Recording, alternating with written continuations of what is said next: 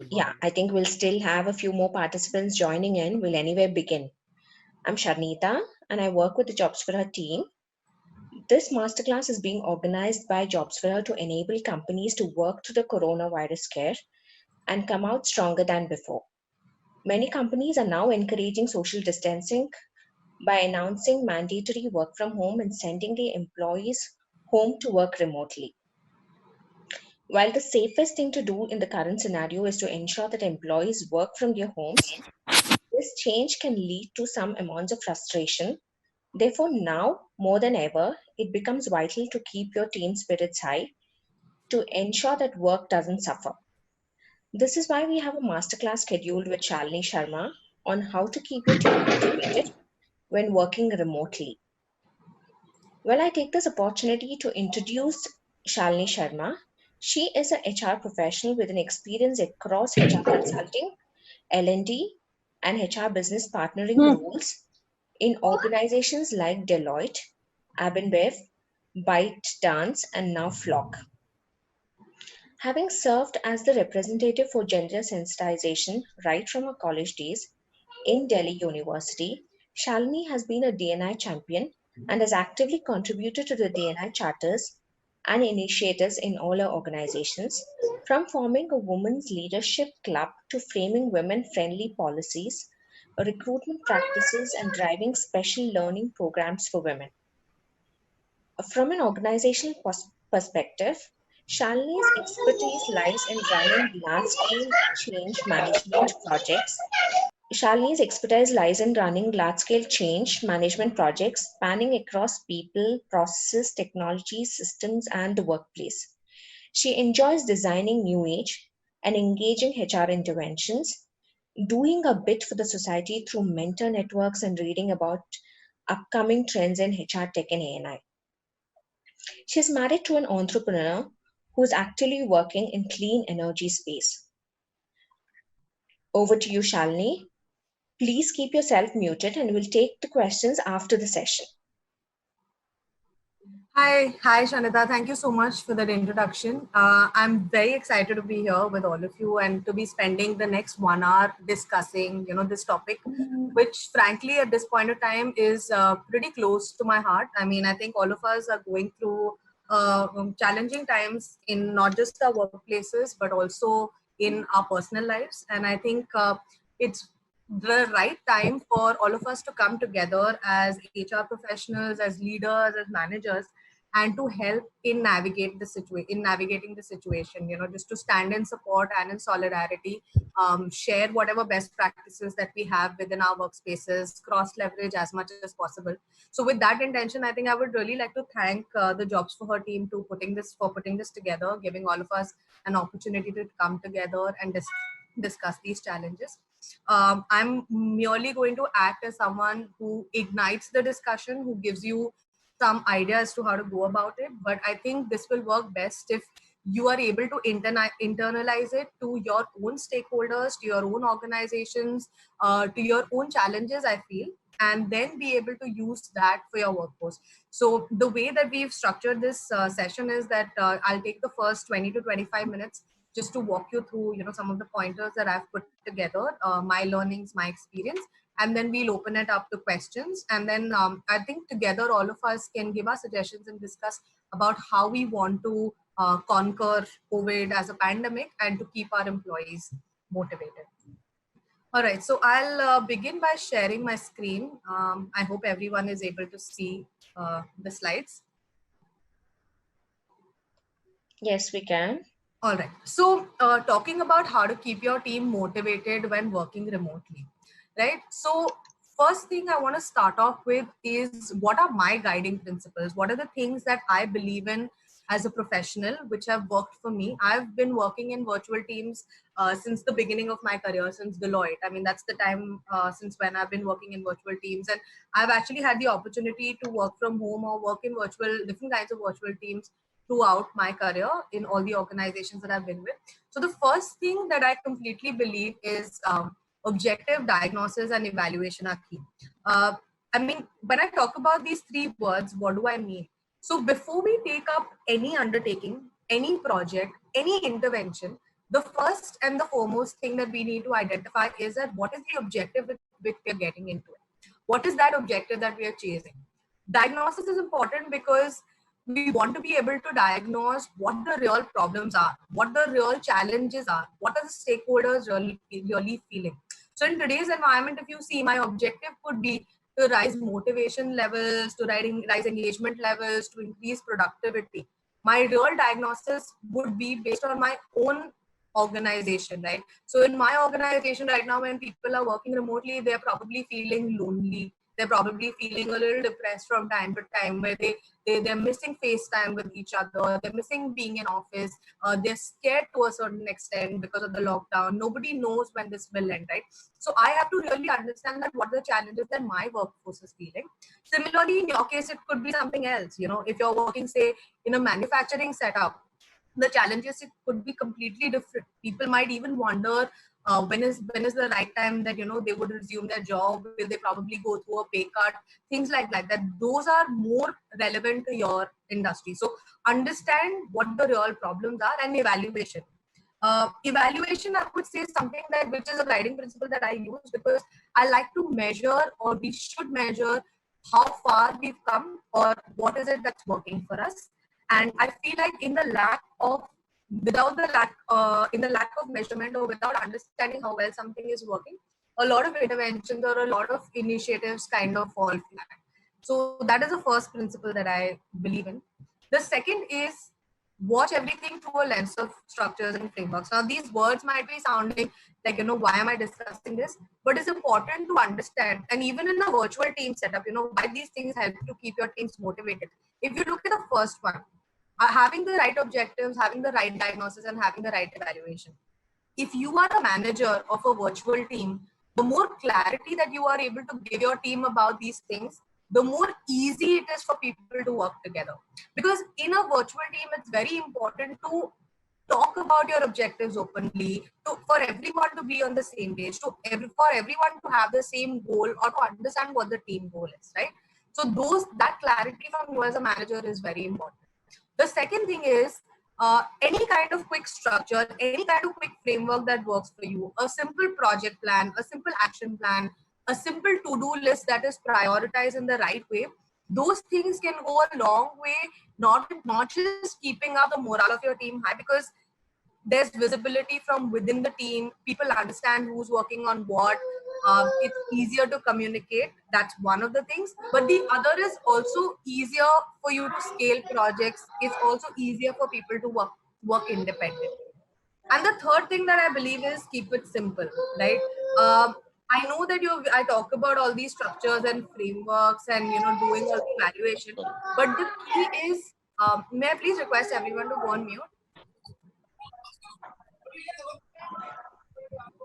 The key at the end of the day is just to keep things simple so that retention is high. Now, just look at this slide, right? Look at these three icons that I've used.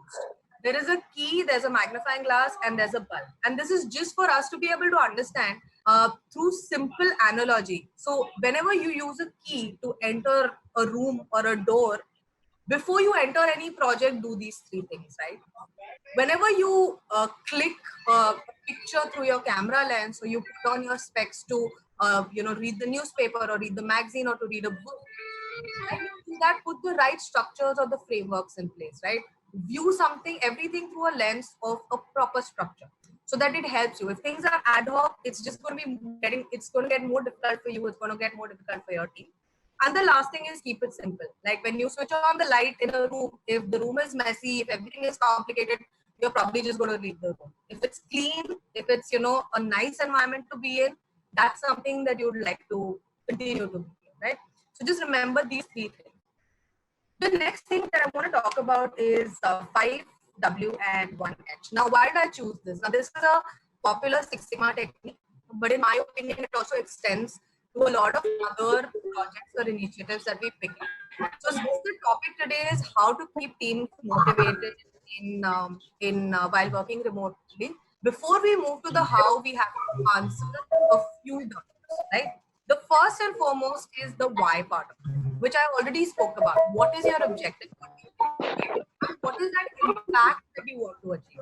So your objective could be that I want to have a motivated or an engaged team, or I want to reach so much percentage on my engagement index, etc. But your overall impact might be that you want to, you want to raise productivity in your teams, right? So what impact are you trying to do? There's some background noise. Can I please ask everyone to go on mute if that's okay? All right. The next question that you need to ask is who. So who is the team? Who is the team that you're catering to? What are their demographics, right? Before even planning any engagement or any motivational related event or anything, you have to understand that who the team is, what is their age bracket, what demographics are they in, things like that. Like those things are extremely important. Are they senior people that you're catering to? Are they junior people that they're catering to, etc.? And then the next question is, who are you? Are you a manager? Are you an HR professional? Are you a leader? Because accordingly, your role will change in that circumstance. And then who are your partners? Are you working with vendors? Do you have enough leadership sponsorship? Do you have enough support from your HR team, etc.? It's important to identify who your partners are. The next question is when? When will this take place, right? And from a time perspective, there are a few things that you have to keep in mind. The first is the timeline, as in March to June, March to April. That's one, timeline of any particular project, any particular intervention. The next is frequency. How often is this going to happen? And the next important part is that when are we going to consider doing it, as in the situation. So if you look at a lot of business continuity plans that leadership has or businesses have, they say that this continuity plan will go into action in the case of an eventuality or in the case of an emergency, etc. So right now we are in that stage. So we have to be very cognizant of even the situation that we're in. The next question, of course, to ask is, what is the location? How geographically dispersed is your team? Are they in different countries? Are they just in the same city but in different houses like we are in right now? We're all in our houses. We are all on lockdown. That itself makes a lot of difference because your time differences are there, your geographical differences are there. So it's very important to ask what the location is. And then the last thing to ask before we move on to the how is, what is the current state that we are in, right? What processes do I have in my organization? What systems do I have in my organization? And what is that desired state that I want to be? These are questions that you have to ask. You can make a quick Excel template to put all of this in. You can use a project plan. I have templates that I can share with this group at a later point in time. But the idea to understand all of this before moving to the how is because then your how will be framed on all of this, right? What are your biggest challenges right now? Like I spoke about earlier, every industry, every organization, every individual will have their set of challenges. In Flock, some of the challenges that we're noticing right now is that we have a large population of really young people who are working with us, right? Who are living in PGs, who are living in shared accommodations, who are probably stuck over there and are not able to go home because of the lockdown. So what is it that we are able to do for them? These are the challenges that you will be able to understand if you do the right kind of diagnosis. So understand what is it that you're facing. And the last thing is what tools and resources you have, which in a virtual environment is extremely important. Do you have video calling facilities? Do you have all your people on an app? Do you have some kind of an internal communication tool? Do you have a platform where you can post learning content for them? So what are the tools and resources that you have available to you, which are going to help you in all of this? And once you've answered all these questions, and once you're cognizant of all of this is when you move to the how part of it. So now let's go into the how and let's look at, something. So when I talk about motivation, right, all of us must have heard of different motivation theories. And I think one of the most popular is Maslow's need hierarchy. I'm not going to get into the details of the theory, but there's a comic strip that I found online that I wanted to share. And there are two reasons that I'm sharing it. And I'll go through the comic strip and then I'll talk about it. So it goes something like this. These days, there are few things that shine a light on your existence more than not having internet access for a few days. Personally, I think we should revisit Maslow's hierarchy like this, okay? So the cartoonist basically redraws Maslow's hierarchy and includes internet access in all the levels. Why did I include this? There are two reasons. The first and the foremost is, I don't think that we can ignore anymore how important remote working is for all of us, right? It is a need that is coming, that has been around for a while. A lot of organizations offer work from home as an option.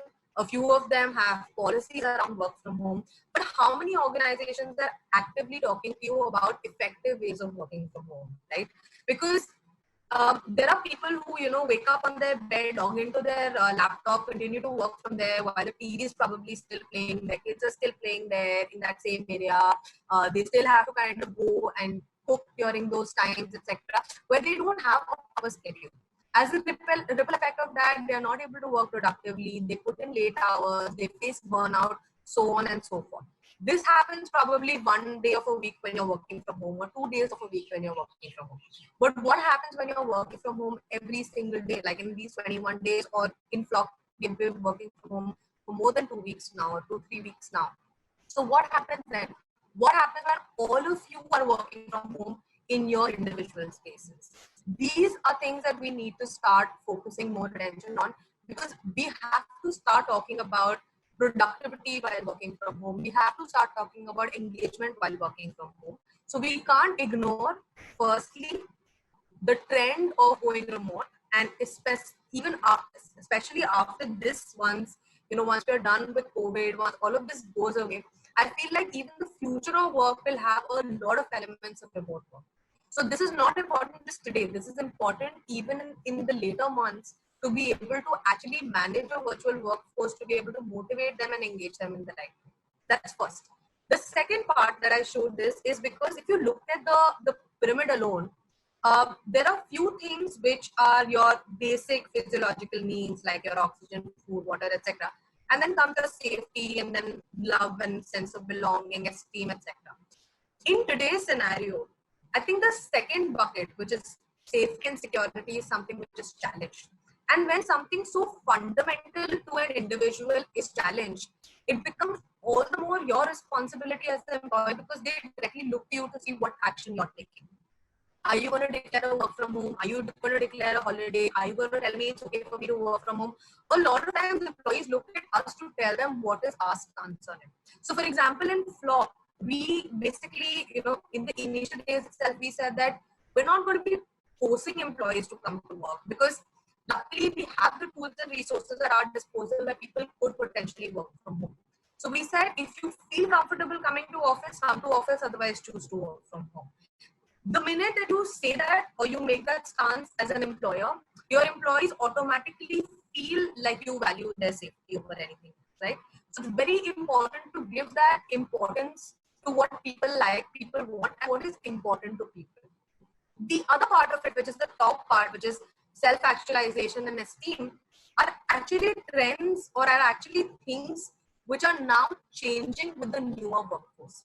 So millennials who are now working are looking at things like pride at work, are looking at things like inclusion, which we as employers can't ignore, whether we are in a physical work environment or whether we are in a virtual work environment, right? So we have to make sure that we look at those things.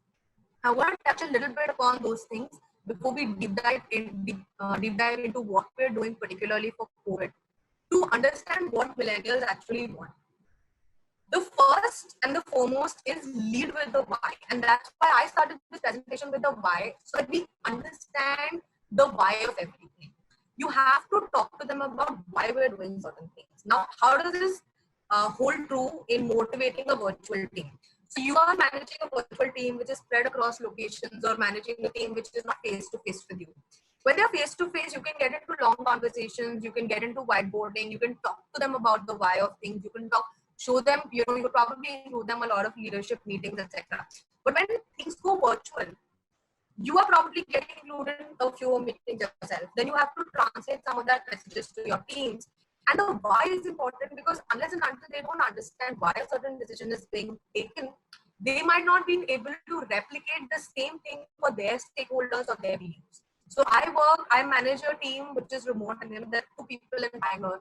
And for me, it's very important for them to understand the why, so that then they can start using that. Why the leadership has made certain decisions, why we're going ahead with certain things. So do that as a manager, as a HR professional, as a leader, for people to feel included in your decision making, for people to keep being motivated towards what they're working for. The next thing is empowerment, right? So although empowerment seems like a very large theme, and it seems like you probably need to do a lot for you to be able to empower your employees. It's probably the smaller things that matter, and especially in a situation like this, right? In a virtual team, it'll probably not do you a lot of good if you're micromanaging, if you're tracking, if you're literally breathing down your employees' neck, because you don't know what they're working on, you don't know what hours of day they are actively working, etc. So it always goes through our mind that should I keep a closer tab, should I look at what they're working on? But my recommendation would be to lose the reins a little bit, right? Motivate them in the right ways, motivate them with challenging work, motivate them with giving them talking to them about things that actually are things that they want to do, putting a twist on projects, giving them projects that they're interested in. These are some of the ways. The other ways could be talking to them about the what's in it for me, why is this project going to be helpful to you, what kind of skill will it help you develop, so on and so forth. And if it is honestly mundane work or things that they are anyway expected to do, then maybe you can look at flavors of, say, ownership. You own this particular process, this is something that I would want you to deliver. So experiment with these emotions, things that basically go to the self-actualization stage, where people feel more part of the whole journey rather than just reporting back to you as a manager or as a leader. So those things are extremely important. Especially now, I would like to say, given that we are all in a lockdown, we are managing multiple things at home. We are cooking, we're cleaning, we're working. There's so many things. So it doesn't serve any of us to actually watch what someone is doing. In fact, I would say that, talk about task-based work. Let's work on this project. Let's work on something like that. That will be really helpful. The next part I want to talk about is remember why you hired each member of your team in the first place. So I read this saying somewhere, I don't remember where I read it, but it says that if you can't trust your employees, then why did you hire them?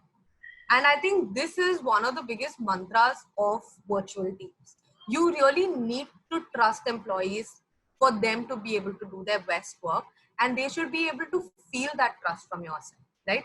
Focus on their well-being, focus on, giving them a call and asking them about how their day is going.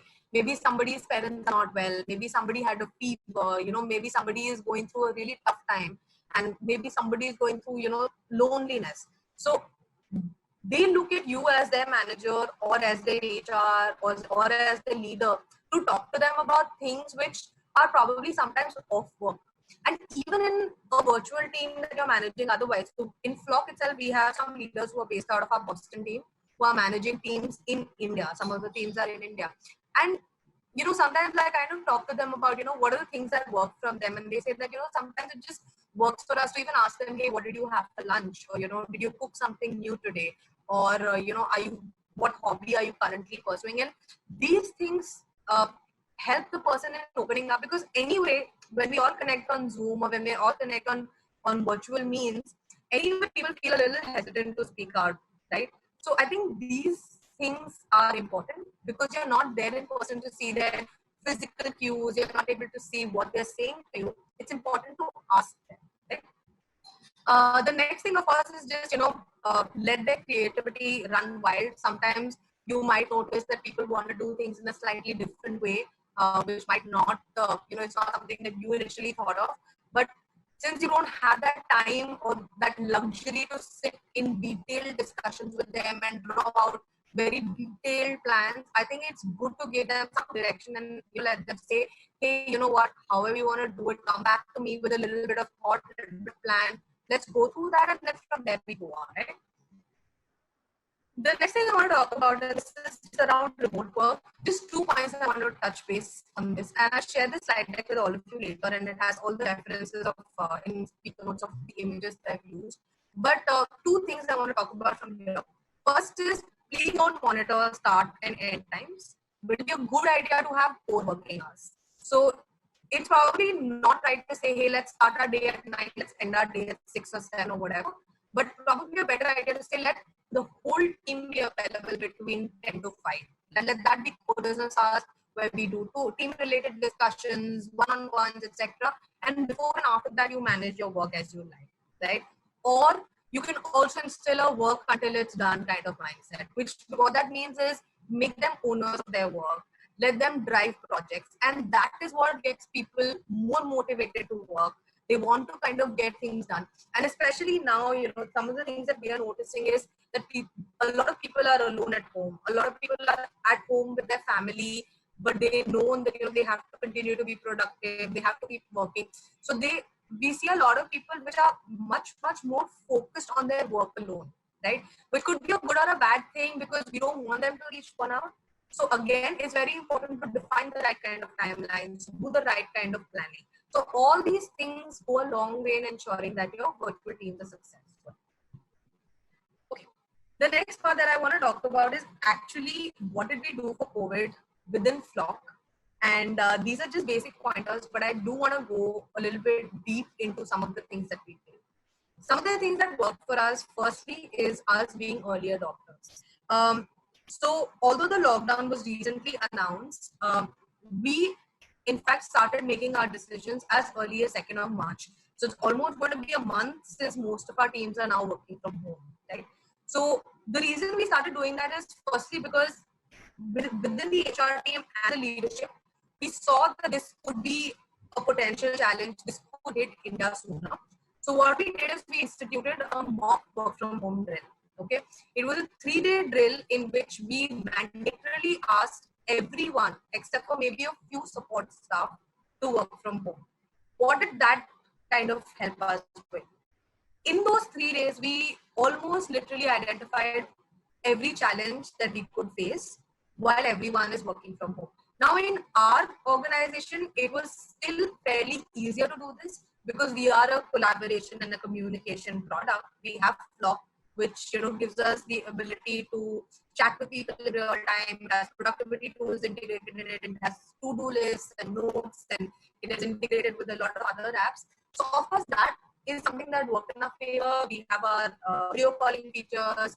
We have other intranet. We have our learning platforms. So since we have all of that, some of this transition was easy for us. But this drill actually did uncover a lot of things that we were not prepared for. Right? Like, what are those processes that we need to take virtually? Do we move our entire onboarding virtual? Do we move our claim and finance processes virtual? How do we ensure that the payroll team is able to run payroll completely from their home? So these things are very important for us, and that's why we did the mock drill for the 3 days.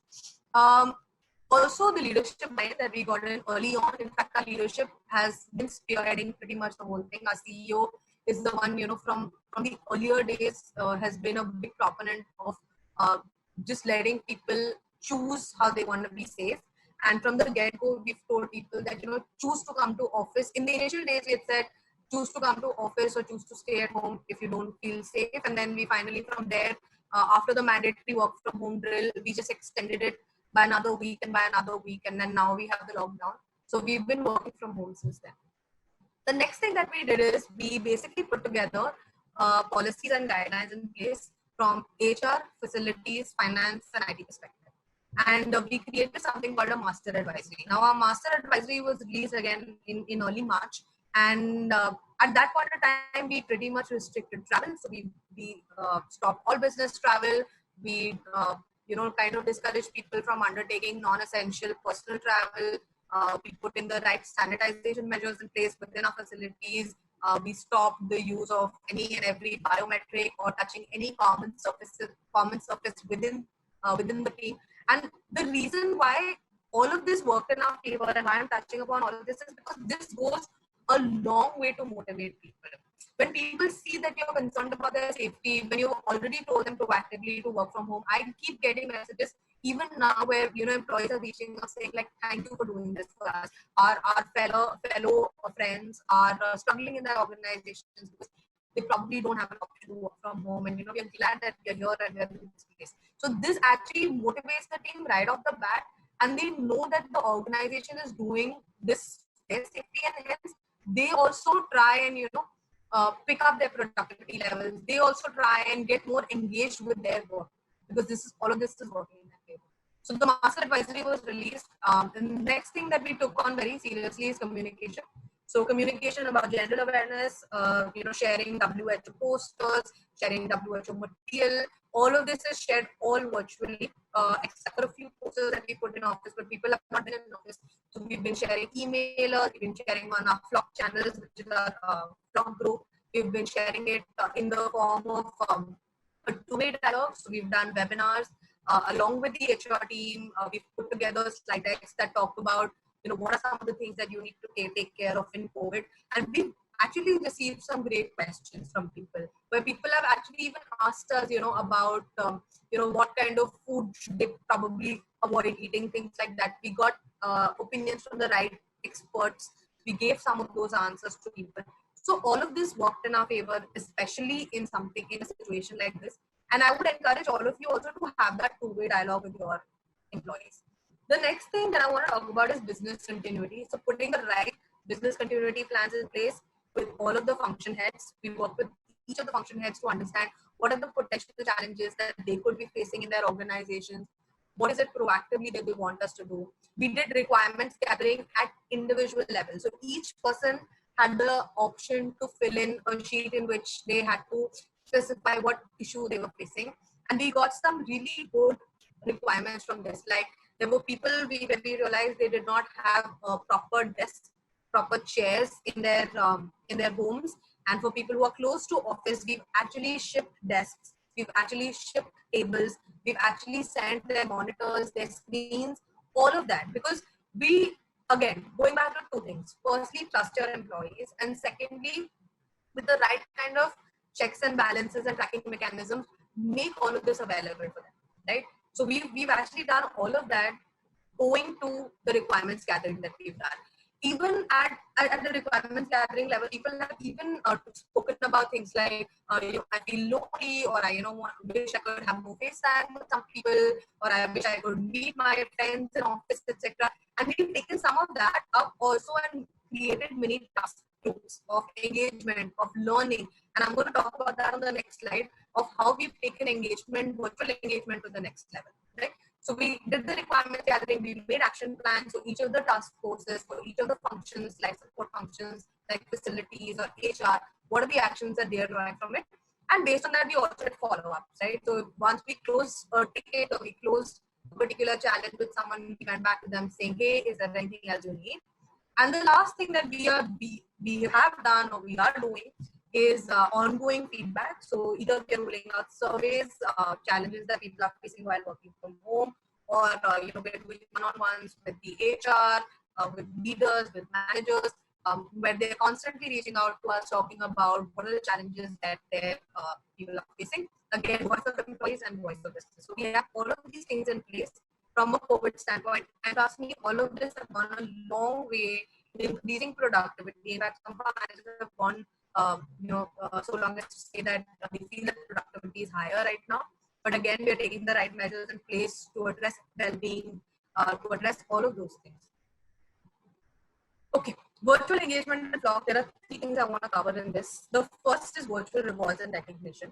So we are actually going to be launching next week, completely virtual rewards and recognition ceremony, piloting it with one team, and if it goes well, we're going to extend it to everyone else. Few of the reasons why we're doing this: firstly, because we feel the need for employees to be engaged. We feel that people want face time with their peers. It's also a good time to recognize everyone who worked so hard in managing COVID, in managing this big change, in showing exemplary change management in each of the disciplines, because there are folks from marketing, from talent acquisition, from onboarding, who've completely changed processes within just a few days, taken them online, removed paper trail, things like that. So it's very important for us to do this. We've designed some award categories. We are doing this in a fun way. And I'm actually happy to share all of this with this entire group as templates, because we truly feel that this should be used across as much as possible. In fact, I was talking to one of my colleagues that day, and we were just discussing how to run this. So simple things, and he mentioned it to me. His name is Saurabh. So he mentioned to me that while you're running this, and you give out a certain award, maybe everyone who's sitting on the video cam in their respective homes could have a notepad, and they could have a marker, and say if an award is announced to me, at the end of that award, everyone shows their book next to the cam, and on that same camera, you have 40, 50 people showing an objective for you. The Shalini, you're amazing, Shalini, you're awesome, etc. Just take a screenshot of that and send it to them by email later. So just small things could really make a difference. Even the way that these awards are put into place, certain awards which are also talking about some virtual nice best practices that people are incorporating. Some of those things. Engagement in games. So we've launched a series of virtual engagement in games. I'll talk about a few of them. So yesterday we launched, after the 21-day lockdown was announced, we launched something called the 21 Memories. Let's make 21 Memories challenge. So basically we got everyone in our businesses together on a Flock channel, because we have again Flock, but any other communicator that you might have, whether it's Microsoft Teams or Skype or Slack or whatever it is, get everyone together on one channel, and every day we are posting a challenge. So yesterday's challenge was share a picture of a book that you're currently reading or wish to read. Today's challenge is something which is going to be posted at 12 o'clock, which is about, share a household item that is dear to you and share a picture of it in a backstory. So it'll start initially with icebreakers where people get to know each other a little bit, talk to each other. These are conversation starters. That hey, I didn't know that so and so was so important to you, etc. I bought this with my first saving, with my first income, things like that. These are conversation starters, and then we go into more, more important messages. So maybe a little bit later in the challenge, we might ask people to send in a short video talking about what they are doing, to save water, or what they are doing to help somebody in need around them. Are they sending, say, food for the security staff? Are they making tea for maybe the person who's coming to do housekeeping in their buildings? So it could go on to other things, but the idea is again to keep everyone engaged, to keep everyone together, and to substitute for that time that people don't have for water cooler conversations and for conversations in office, right? So we have to drive this, because of course people are talking to each other in silos, but just to get everyone together. We've also done a bunch of other games. So we did 8th of March, when it was Women's Day, we had already made the decision to work from home. So we did a virtual engagement for Women's Day also. So we created some digital badges. So one of our team members, Darshit, led this. He created virtual badges. He rolled out a quick form to all of the male employees who nominated some incredible women in some of these categories, like your energy is infectious, things like that. And we just posted that, we created a nice digital poster, and we posted that on our Flock channels, tagging all of those women. So that itself also kind of made it like a special virtual engagement. Apart from that, we've been playing virtual dump charade. We've been having virtual team lunches. So if someone's having lunch, they just send a link and say, hey, can we get together just for lunch or for high tea? We even played this game called I Know You. So the whole team got together, and we basically gave them the name of a person from the team who they had to act, right? And then the last part of it is learning and upskilling. So like I mentioned earlier, very important for people to understand the need for learning, the need for upskilling, effective ways of working from home, set up a work desk, work uninterrupted, set certain boundaries with your family, holding effective virtual meetings. We're creating content on that, which I'll be happy to share. How do you conduct a meeting effectively? How do you summarize at the end, giving everyone the opportunity to speak, so on and so forth. So these are some of the things that we're doing at Flock, and I will come to this in the end, but I think some of the things that I now kind of want to open up to questions, and then I will recap one of the challenges. All right. So I think the first question is, I've got one question. I think there's a fine line between empower and handhold. Saying let's empower and expect people to be super motivated is wishful thinking. Having a very loose hold can bring about unproductivity. I think we can have some structures in the system. Yes, absolutely. So has this already been answered? No. You can take that question. All right. So yes, I agree that there is a fine line between empowering and handholding. So the difference between the two, I think, is if you're spoon feeding everything, if you're giving them every structure, every framework, every list, the difference between a manager who would spoon feed and who would empower is something as simple as this. Now, if I am responsible for, say, work allocation, or if I'm responsible for a project that my team is working on, I, as a manager, can do two things. Either I can log in every day in the morning or every day at night and do the entire project planning for my team. You are going to be working on this task, you are going to be working on this task, you are going to be doing this. Once you're done with this, you get me to review this, etc. Even in this case, they are independently managing tasks, but I still become the reviewer in all of them. I still become the allocator in all of them, right? I feel empowerment comes when you are able to empower the team to run that independently and come to you more for direction, more for advice, and more in the design stages and in the final rollout stages. The middle part is where the team should feel empowered enough to work on their own. And that's what I feel, I believe in with respect to my team. Again, this goes on to say, with the complexity of the project, if it's a large, say, merger and acquisition project, it really depends on what kind of a task force is working on it. How do you divide them into smaller teams? Who's leading individual threads? But one of the things that, right now is what people want. I could open it up to and ask all of you, is that we all want to be owners, we all want to feel empowered, we all want to be decision makers, and we don't have to be leadership to be decision makers. We don't have to be we don't have to reach a certain stage to be a consultant or an advisor. Within our own roles, we can assume that ownership. The next is, how do you help employees to tackle anxiety and emotional constraints at this time of lockdown?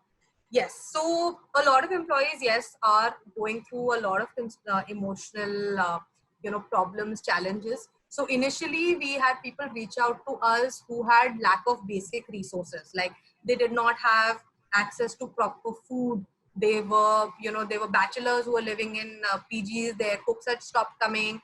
They were not comfortable ordering from Swiggy, etc.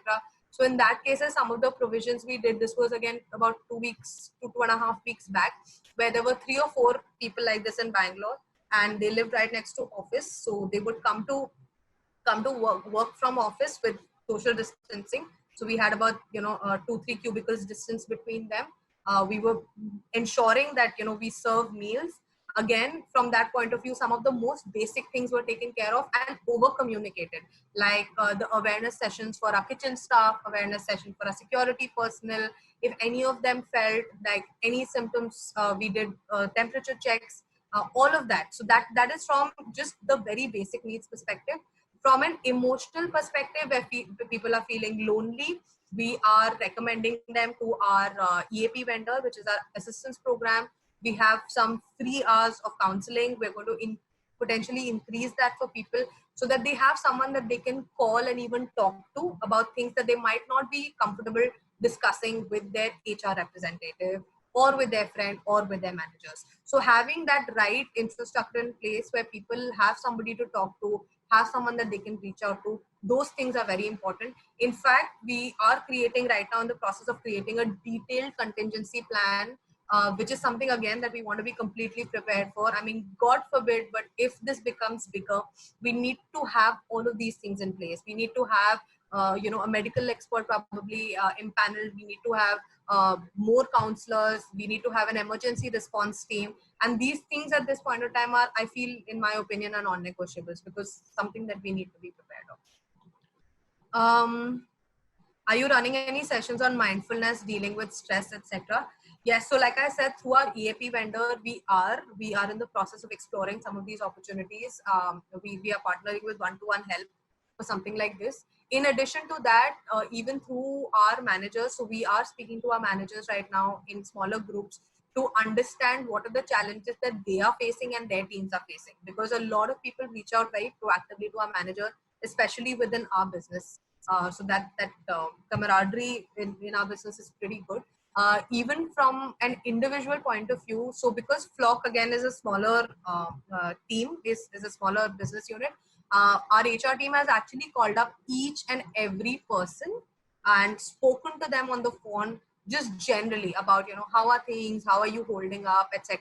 And wherever they've noticed any red flags of any mental stress, any anxiety, wherever we feel like we've felt a need to talk to them about mindfulness, etc., those things have been taken care of. Like we've made, we've understood from those discussions that what are the pain points. So what we're actually doing right now is we are bifurcating people into different groups, right? One is people who are with their families, who have certain support system.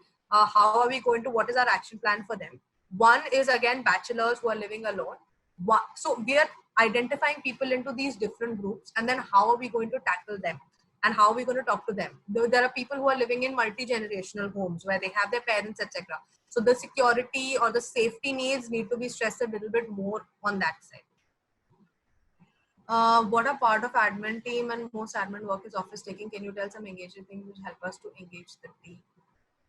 So admin team is currently focused on sanitization. So as of now, anyway, admin team is out of office. But when they were in office, they were focused on sanitization, number one. They were focused on putting the right signage in every place. So wherever we had sanitizers, in washing hands area, how to wash your hands.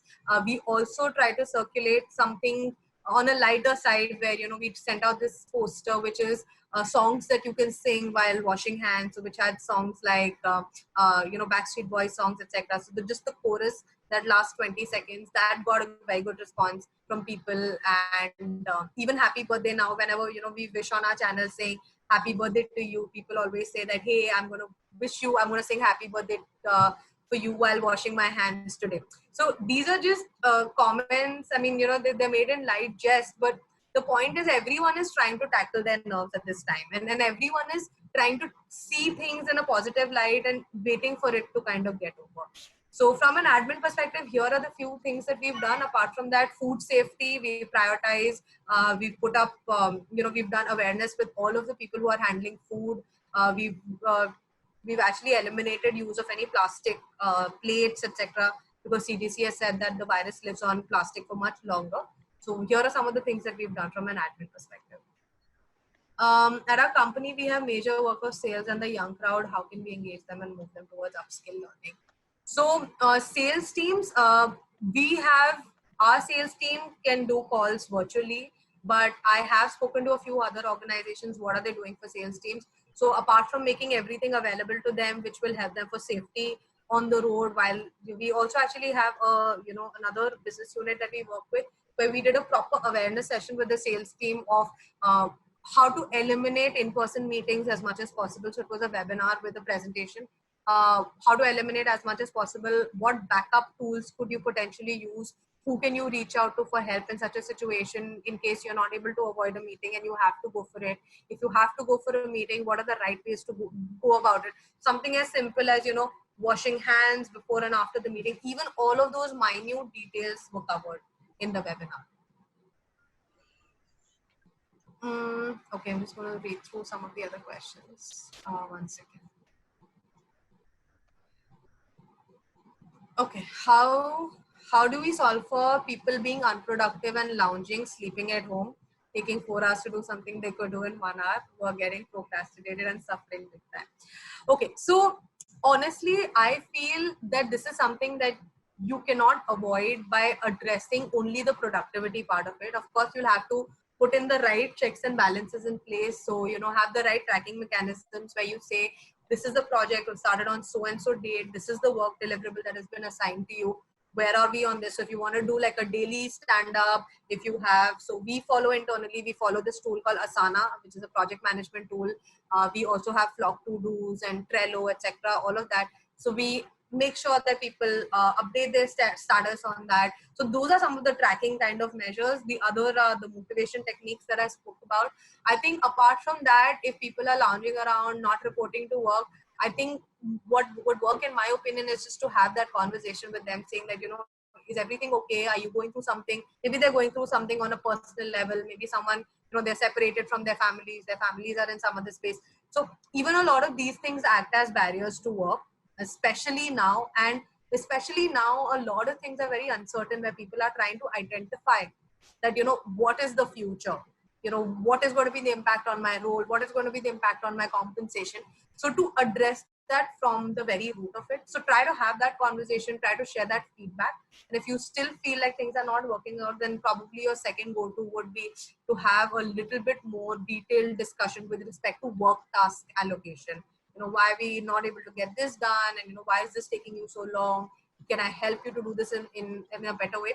One example that I faced with one of my people that I work with, I noticed that they were probably slacking a little bit, or not getting things done on time. So I had that conversation, and some of the things that they had highlighted to me were things like probably losing track of what's happening with respect to other team members. When you're in office, you know what others are working on, you're immediately cued in, you start working right off the bat, you start taking their inputs, you start collaborating with them, you rely on their opinions. But if you're working in a remote environment where you don't know what someone else is working on, then it becomes slightly difficult for you also to match pace. So it becomes our responsibility as managers, as HR, to ensure that people also collaborate effectively. How to execute all of this at scale? Yeah, so again, like I said, you have to kind of go back and understand what your business's challenges are. If you I know all of this is much more difficult to do if you're in a manufacturing setup, if you're in pharmaceuticals, etc. Probably more easier to do if you're in an IT industry. So if you understand what those challenges are, what resources are available to you, so even if you have something as simple as, say, a video calling feature, you might not have like a collaboration platform, but even using a video calling feature, you can still conduct like a quick dump charade, a quick get to know you session, a quick icebreaker. Like those things are something that you could always do. At a scale, you can organize virtual town halls, you can have your leadership deliver their message, you can rely on tools like Slido or Poll Everywhere to capture people's questions, to run live polls. Live polls work really well, where people can make, type in, make word clouds, all of that. Like, it's like a simple question like, what is bothering you right now? If you took an anonymous poll with word cloud, you could just see all the words flash on your screen: anxiety, change, uncertainty, safety. And when you look at just these themes, you can go back and discuss, hey, what are things that we need to do to ensure safety, to address anxiety, things like that. What are some steps you're taking to have more and more employees registered for the EAP service? So for EAP, over communicating, people who don't know about it, ensuring that they understand, communicating it in different ways. So probably using, these are ideas that I'm throwing out. We've not started doing all of this, but maybe having like a well-being mascot or a wellness mascot, or maybe even launching some of this through, like, say, a simple cartoon strip or something like that, where two, three people are talking about just mental well-being, two, three people are talking about stress that they're facing right now, and just to lighten the mood a little bit and say, hey, you know what, have you reached out to this counselor? Why don't you dial this number and talk to them? So there are multiple ways in which you can talk to people about this without it sounding like a really long official formal email. It could also just be a phone call. Trust me, we underestimate the power of somebody reaching out to you and saying, hey, how are you doing? But I think a lot of times even something like that helps. In our case, our managers are a big force of nature, actually, when it comes to things like this. They immediately highlight either to HR, or they just even directly to the employees that, why don't you go ahead and speak to somebody from EAP if you're so stressed out. So our managers are cued into EAP really well. What is your idea of work from home versus work from office in terms of engagement and retention? I think there is a lot of difference. A lot of age-old employee engagement is centered around people coming together to do things. And when we say people come together, we actually physically mean people come together for creating that energy into that room or that activity and things like that. Virtually, it becomes all the more difficult because, firstly, for people to kind of join, I honestly feel like right now we are seeing that more people are joining because they're feeling that void in their lives. So firstly, people to join. Secondly, for people to participate. I think participation is something that is key. People are there, people are kind of observing what you're doing, etc. But getting them to participate, and that's why launching something like the 21-day challenge, where you're giving them easier things to do. Start with, post a picture of a book, talk about a book, post a picture with your family, things like that. That gets people included in virtual engagement. Please share a structured SOP. I will share all the templates that I have. Okay, and we have 4 more minutes, so I'll just take some of the other questions. Is there any online games for sales employees? So I actually do want to talk about this game that we had done. So this was even before COVID had happened. It was during Diwali. So we had conducted this virtual. Hello. Hello. Voice is echoing. Can you please go on mute?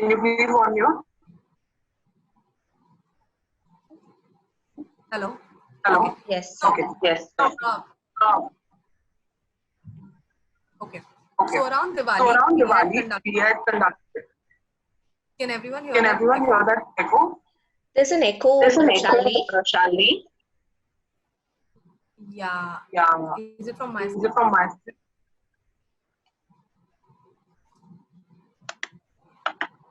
All right. Hello. Not sure. Can you mute F1 if you don't mind? Yeah. Okay. So so there was this virtual engagement that we ran around Diwali. It was this game called Rescue Sita. So we tied up with a vendor. He had basically created a series of online puzzles. We circulated the link in all our, amongst all our employees, and people logged in, played that game. So it was just a series of puzzles that they had to solve to rescue Sita from Ashok Vatika. And the adoption that we saw for that, everyone participated. We published a live leaderboard. All the levels took them, say, about 2 to 3 minutes to complete each. So total the game took them on an average about, say, maybe around 15 minutes at max, or 10 minutes depending on their speed. We published a live leaderboard. Who completed the game in the fastest time, we gave away prizes. So whether it's salespeople, whether it's anybody, if you can look for these innovative ways, there are some links that I can share. There are a lot of online vendors now who've opened up some of their libraries. You can make online puzzles. You can make online crosswords. We do a lot of these things very ad hoc. So yesterday, somebody in our team just sent one crossword on the channel, and so in Flock we also have, and in WhatsApp also we have, because you can send it on your WhatsApp channels also. In Flock we have the pencil icon, so you could just edit that image and you can send it back. So they sent us, he sent us a crossword. Few of us just solved that crossword within like 4-5 minutes, and we sent it back. And then we discussed some of that. Can we potentially roll this out to employees or not, etc. So you can use multiple virtual tools to engage people, depending wherever they are. Take maybe one more question. Should there be a final review of the past 21 days, or should it be dealt with periodically during the 21 days? I prefer during that after 21 day and backlash. Yeah, I think there has to be constant communication. So we had a leadership message which was rolled out from our CEO. We're launching a survey which is specifically going to talk about challenges that people are facing while working from home, in which we have actually included things like loneliness, and talk about that, etc. So that feedback has to be continuous, because in a time like this, I think I would like to end, because it's 12, by saying this, that nothing about COVID-19 is predictable. Nothing about COVID-19 is things that we know or we can assess. Everything is changing on the spot, whether it's the external situation, whether it's our feelings, whether it's our household situation, whether it's our health. So our best bet to help our employees through these times is to constantly hear from them what they want, and to be able to constantly adapt and change as for that. I am absolutely accessible to my LinkedIn or to any other channel that you want to reach me. I will share all the documents that I spoke about with the organizers, so that they can share it forward with you.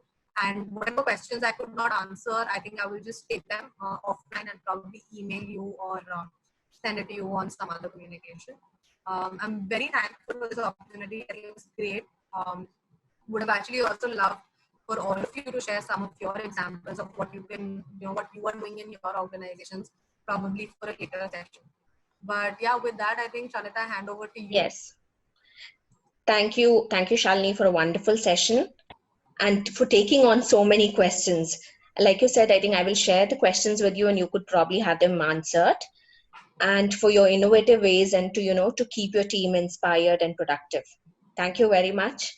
for all of Thank you for you. having attended this session as well. Thanks, everyone. Thank you.